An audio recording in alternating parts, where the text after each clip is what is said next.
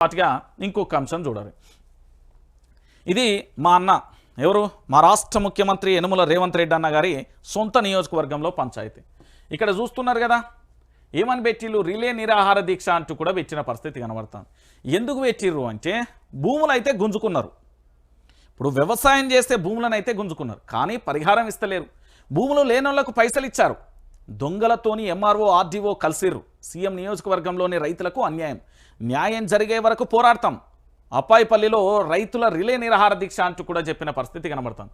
ఈ అప్పాయిపల్లికి సంబంధించి survey number 19లో పూర్తి స్థాయిలో ఏం జరిగింది అంటే, కొడంగల్ అభివృద్ధి పేరుతోని మెడికల్ కానీ వెటర్నరీ కాలేజీల కోసం పూర్తి స్థాయిలో సర్వే నెంబర్ 19కి సంబంధించిన భూములను తీసుకున్నారు.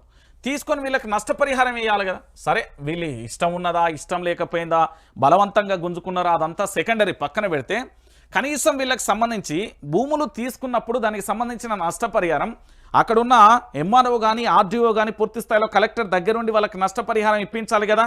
అది ఏదీ లేదు. నిజంగా చెప్తున్నా, ఇప్పుడు దున్నపోతు మీద ఎండ వాన చలికాలం ఉంటే ఏమన్నా ఏర్పడుతుందా?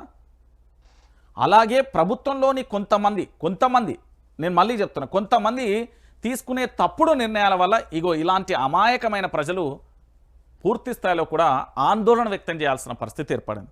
ఈరోజు పూర్తి స్థాయిలో కూడా మీరు అందరూ కూడా చూడండి, రిలే నిరాహార దీక్ష వ్యక్తం చేస్తున్నారు అంటే ముఖ్యమంత్రి గారి సొంత నియోజకవర్గం అండి. తెలంగాణలో పూర్తి స్థాయిలో కూడా పలు నియోజకవర్గాలకు ఆదర్శంగా ఉండాల్సిన నియోజకవర్గం.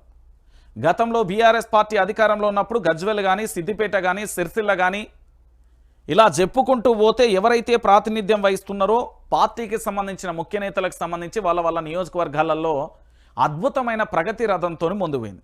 ఇక్కడ భూములు తీసుకున్నారు వెటర్నరీ కాలేజ్ కోసం, మెడికల్ కాలేజీ కోసం అని పూర్తి స్థాయిలో తీసుకున్న భూములకు సర్వే నెంబర్ 19లో వీళ్ళకు కనీసం వాళ్ళకు నష్టపరిహారం ఇవ్వట్లేదని ఆందోళన వ్యక్తం చేసే ప్రయత్నం చేస్తాను. వీళ్ళు ఆందోళన చేస్తే ఇంకా బెదిరిస్తున్నారట. ఇది కొత్త పంచాయతీ.